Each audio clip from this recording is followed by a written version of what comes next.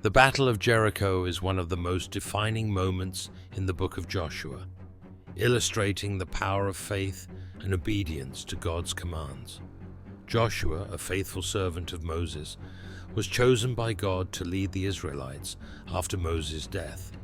His mission was to bring the people of Israel into the promised land, Canaan, which God had sworn to give to their ancestors. However, before they could claim this land, they had to conquer it, beginning with the formidable city of Jericho. Jericho was not an ordinary settlement that could be easily overthrown.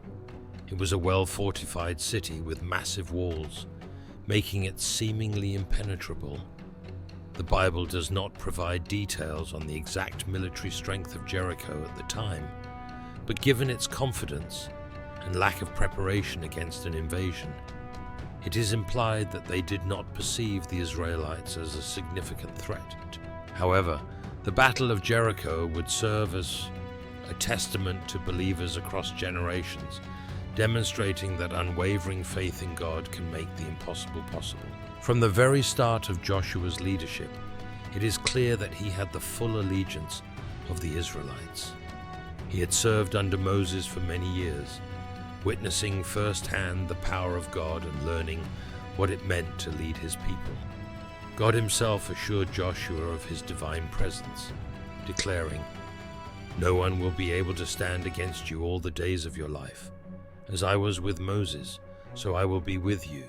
I will never leave you nor forsake you." Joshua 1:5. Strengthened by this promise, Joshua commanded the people to prepare for their crossing into Canaan. He instructed, "Go through the camp and tell the people, 'Get your provisions ready.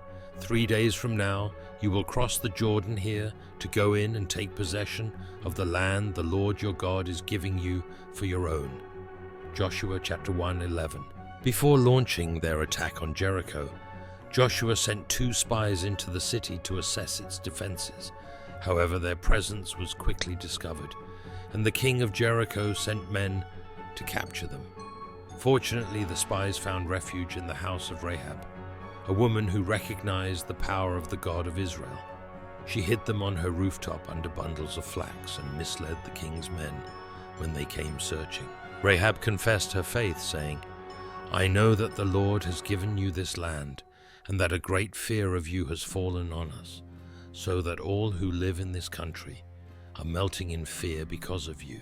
Joshua 2:9. She went on to describe how the people of Jericho had heard of the miraculous ways in which God had delivered the Israelites, the parting of the Red Sea, the victories over mighty kings, and now the impending conquest of their own land. Understanding that resistance was futile, she pleaded for mercy, asking the spies to spare her and her family when the Israelites invaded.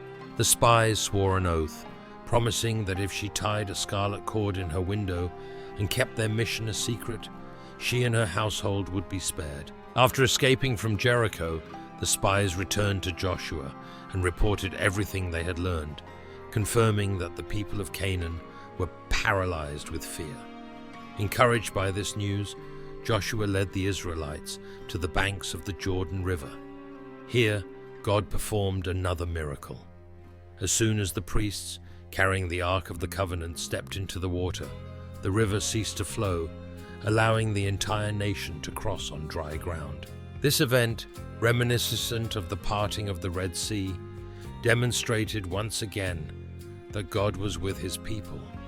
To commemorate this divine intervention, Joshua instructed 12 men to take 12 stones from the riverbed and set them up as a lasting memorial, so that future generations would remember the power and faithfulness of God.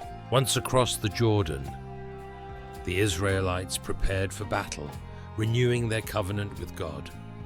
The men were circumcised according to God's command, and they celebrated the Passover, marking the first time they ate from the produce of Canaan. The miraculous manna that had sustained them in the wilderness ceased from that day forward, signifying that they had truly entered the land of promise. Before the battle, Joshua had a divine encounter. As he was near Jericho, he saw a man standing before him with a drawn sword. Joshua approached him and asked, "Are you for us or for our enemies?"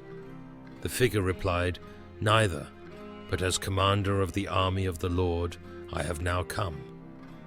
Recognizing that he was in the presence of a divine messenger, possibly an angel or even a theophany of God himself, Joshua fell to the ground in worship. The commander then instructed him, "Take off your sandals, for the place where you are standing is holy," a moment reminiscent of Moses' encounter with God at the burning bush. Jericho was on high alert, its gates sealed shut in fear of the Israelites. Yet God's battle plan was unlike any human military strategy. Instead of attacking with swords and siege engines, God commanded Joshua to have the army march around the city once per day for 6 days in complete silence, with only the sound of trumpets blowing. On the 7th day, they were to march around the city 7 times, then give a mighty shout. God promised, then the wall of the city will collapse, and the army will go up, everyone straight in. Joshua 6:5. Joshua obeyed without question. The Israelites marched around Jericho in silence for 6 days. On the 7th day, they marched 7 times. At Joshua's signal, the priests blew their trumpets, and the people shouted with all their might. Immediately, the walls of Jericho collapsed, and the Israelites surged into the city, conquering it completely. As commanded by God, the city was devoted to destruction. Everything inside, men, women, animals, was put to the sword, except for Rahab and her family, who were saved as promised. All the gold, silver, bronze, and iron were placed in the treasury of the Lord. Joshua then pronounced a solemn curse upon Jericho, declaring that anyone who attempted to rebuild it would do so at the cost of their firstborn and youngest son. This curse was later fulfilled in the time of King Ahab, when Hiel of Bethel rebuilt Jericho, suffering the loss of his sons just as Joshua had prophesied. The fall of Jericho sent shockwaves throughout Canaan, striking fear into the hearts of surrounding nations. The Israelites, under God's command, continued their conquest, proving that no force could stand against them as long as they remained faithful to the Lord.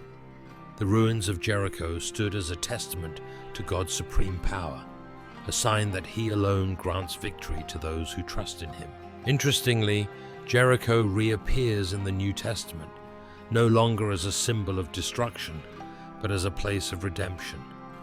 It is where Jesus healed the blind, Matthew 20:29, marked out in 10:46, Luke 18:35, and where He told the parable of the Good Samaritan. This transformation of Jericho from a cursed city to a place of miracles and mercy is a profound reminder that God not only brings judgment, but also offers redemption to those who turn to Him. Let me know your thoughts in the comments below. If you enjoyed this video and want to see more inspiring biblical stories, don't forget to like, share, and subscribe to our channel. Join us as we explore the powerful lessons of faith, obedience, and God's unfailing love. May the story of Jericho remind us all that with God, no wall is too high, no obstacle too great, and no battle too difficult. See you in the next video.